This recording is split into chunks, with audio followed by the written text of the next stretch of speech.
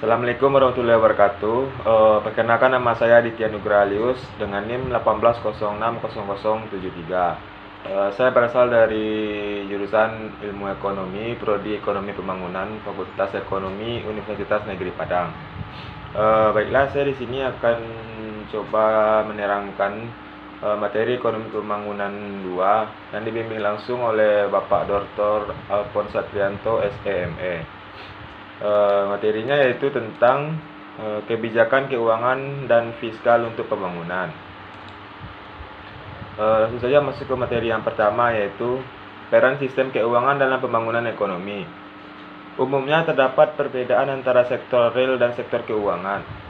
Terminologi ini sesungguhnya kurang tepat karena menyiratkan seolah-olah sektor keuangan atau finansial kurang begitu nyata atau real. Patrick menawarkan sebuah argumen mengenai tahapan-tahapan pembangunan sektor keuangan menghasilkan pertumbuhan ekonomi pada masa-masa awal pembangunan modern. Namun begitu sistem keuangan menghasilkan pertumbuhan ekonomi pada masa-masa awal pembangunan modern, namun begitu sistem keuangan yang stabil tercipta, sektor ini akan mengikuti sektor real. Umumnya terjadi hubungan timbal balik antara keduanya. Sektor keuangan menyediakan 6 fungsi utama yang sangat penting pada lingkup perusahaan maupun perekonomian secara keseluruhan. Yang pertama yaitu menyediakan jasa pembayaran. Yang kedua, menghubungkan para penabung dan investor. Yang ketiga, menghasilkan dan mendistribusikan informasi.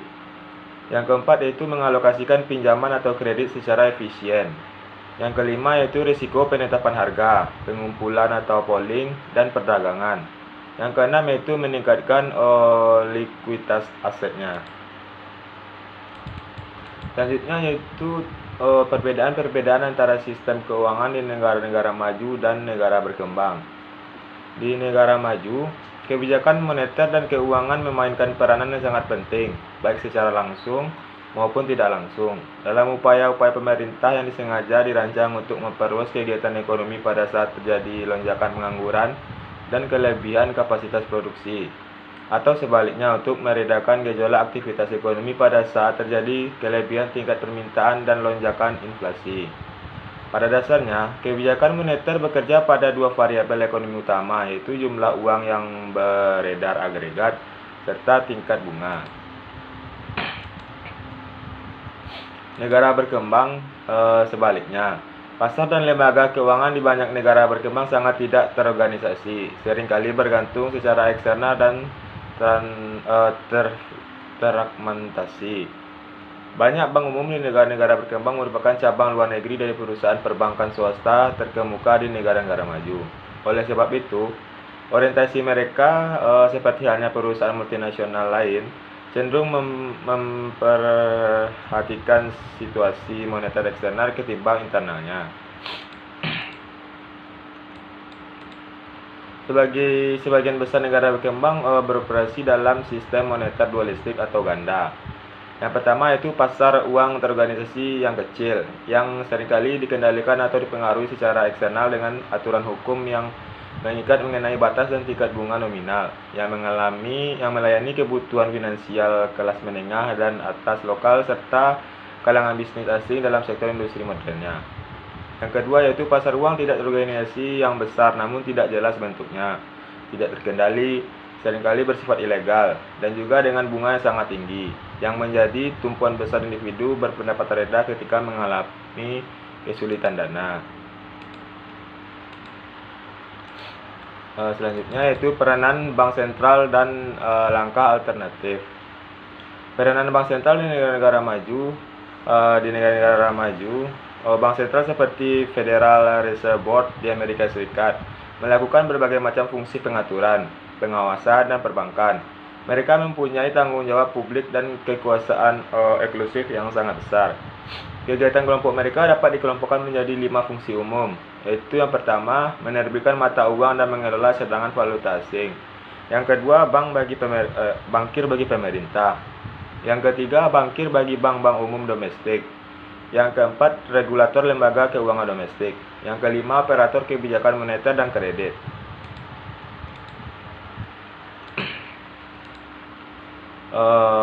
Yang kedua yaitu Dewan Mata Uang. Dewan Mata Uang menerbitkan mata uang domestik untuk ditukarkan dengan valuta asing pada nilai tukar tetap. Ini merupakan pengaturan alternatif klasik bagi bank sentral. Meskipun dewan ini memberikan stabilitas nilai tukar, hal ini dilakukan dengan biaya mengorbankan independensi untuk melaksanakan peranan fungsional lain dari bank sentral. Yang ketiga yaitu lembaga alternatif bank sentral. Terdapat beberapa alternatif terhadap bank sentral standar, antara lain yaitu lembaga bank sentral tradisional, bank sentral supranasional, eklaf mata uang, serta lembaga bank sentral pada perekonomian terbuka. Peranan Bank Pembangunan.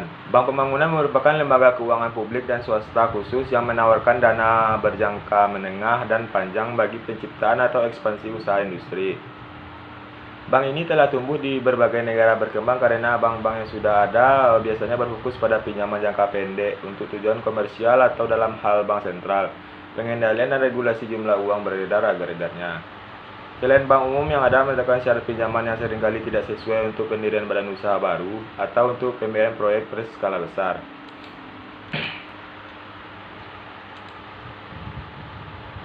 Terlepas dari pertumbuhan mereka yang luar biasa, Bank Pembangunan telah menuai kritik karena konsentrasi berlebih mereka pada pinjaman berskala besar. Mereka berpendapat bahwa pinjaman yang kecil tidak sepadan dengan waktu dan energi yang dibutuhkan dalam melakukan penilaian kredit.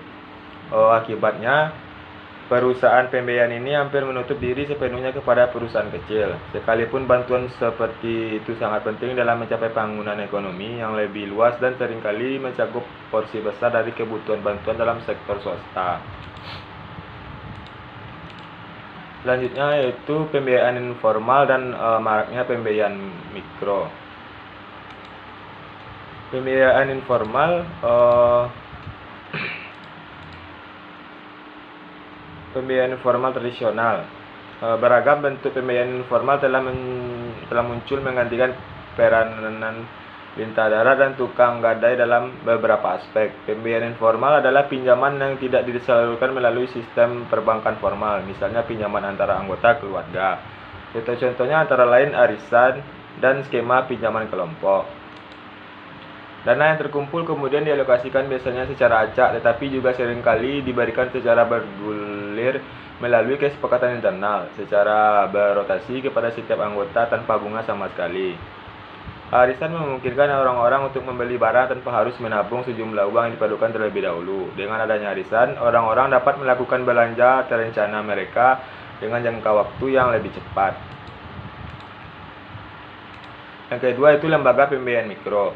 Pembiayaan mikro adalah pemberian kredit, sarana tabungan, dan layanan keuangan dasar lain yang tersedia bagi kalangan miskin yang mereka secara ekonomi rentan, yang mungkin tidak memiliki akses atau hanya bisa meminjam pada ketentuan yang memberatkan. Lembaga pembiayaan mikro mengkhususkan diri dalam penyediaan layanan-layanan tersebut dengan beragam cara dan menurut aturan kelembagaannya masing-masing. Tiga faktor yang saling terkait telah memberikan kesulitan tersendiri untuk melonggarkan kendala kredit bagi wirausaha mikro dari kalangan perempuan berpendapatan rendah.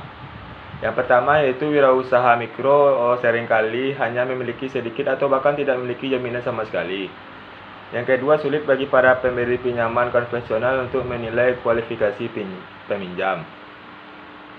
Yang ketiga yaitu pinjaman kecil itu memiliki biaya yang lebih besar untuk diproses berdasarkan pinjaman per dolar yang diberikan.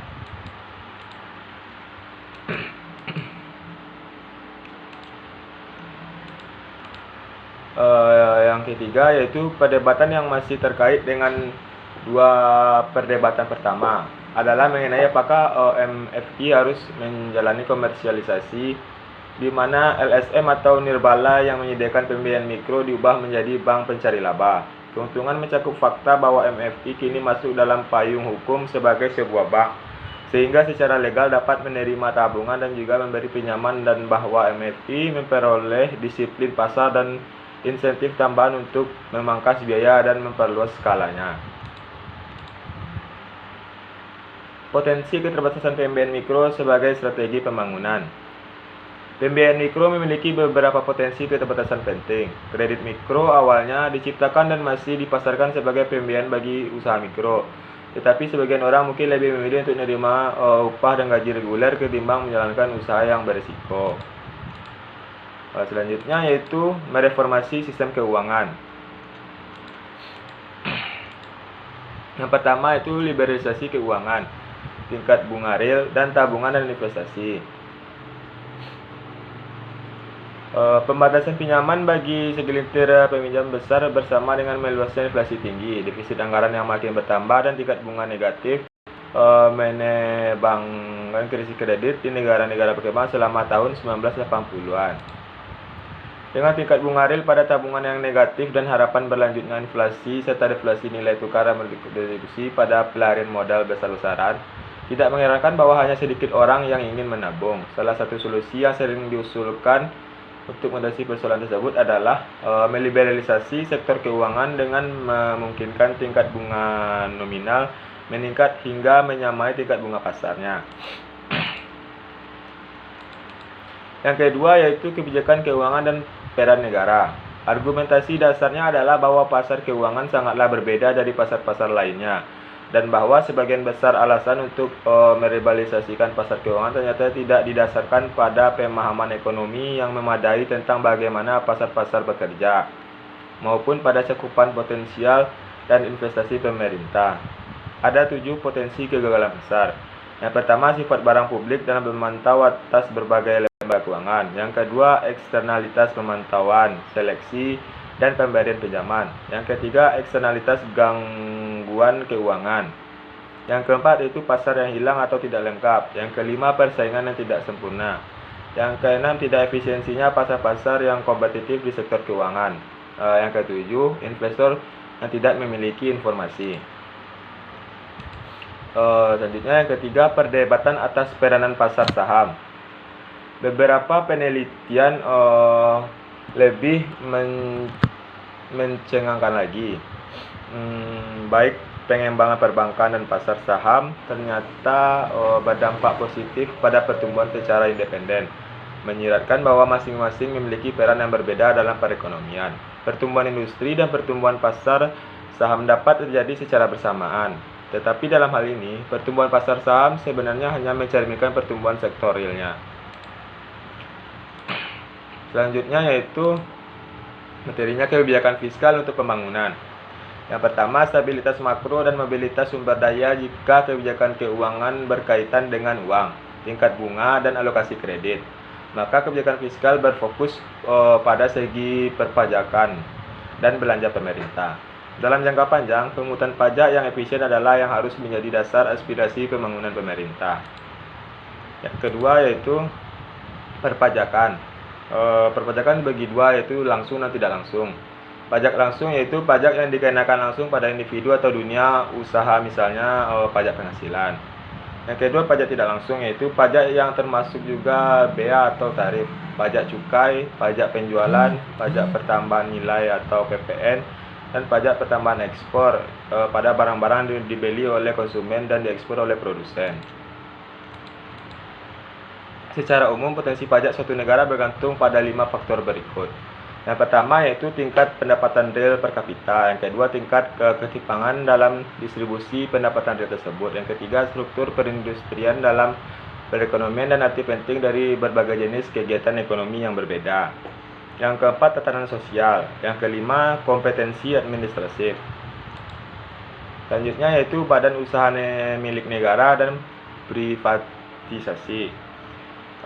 Terbagi juga yaitu yang pertama, BUMN. BUMN adalah perusahaan yang dimiliki dan dioperasikan oleh pemerintah.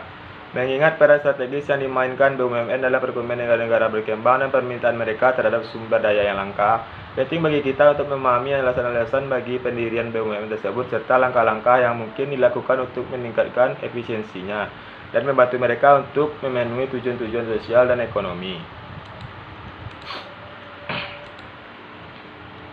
Ada beberapa faktor yang berkontribusi pada buruknya kinerja BUMN dari segi profitabilitas dan efisiensi. Mungkin yang terpenting adalah bahwa BUMN berbeda dari perusahaan swasta dalam artian BUMN diharapkan mengejar tujuan komersial dan sosial. Salah satu opsi dalam reformasi kebijakan adalah reorganisasi dengan fokus untuk mencari laba yang lebih ditekankan pada BUMN. Lainnya adalah mengalihkan kepemilikan dan penguasaan dari sektor publik ke swasta, proses yang dikenal dengan privatisasi.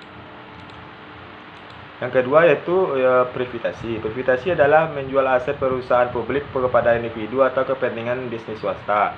Dalam opsi pertama, mendesentralisasi pengembalian keputusan untuk memungkinkan fleksibilitas yang lebih tinggi dan penyediaan intensif yang lebih baik bagi manajer dapat meningkatkan efisiensi produksinya.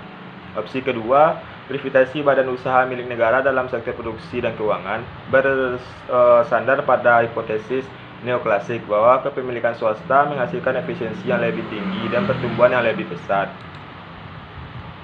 Materi selanjutnya yaitu administrasi publik. Banyak pengamat berpendapat bahwa langkanya kemampuan administrasi publik dan swasta merupakan sumber daya umum terlangkah di negara-negara berkembang. Administrasi publik sepertinya tidak akan berfungsi secara efisien ketika aturan hukum dipertanyakan, ketika terjadi hura-hura, atau ketika konsensus pada isu-isu fundamental tidak mencapai kata mufakat. Banyak pemerintah di negara berkembang juga memiliki tujuan layanan masyarakat selain kinerja, antara lain untuk menghapus kelompok elit tradisional, untuk menasosialisasikan layanan masyarakat untuk menyesuaikan ketetapan ideologi, untuk merefleksikan atau memihak rasio etnis, atau untuk merangkul dan memarginalkan kaum minoritas.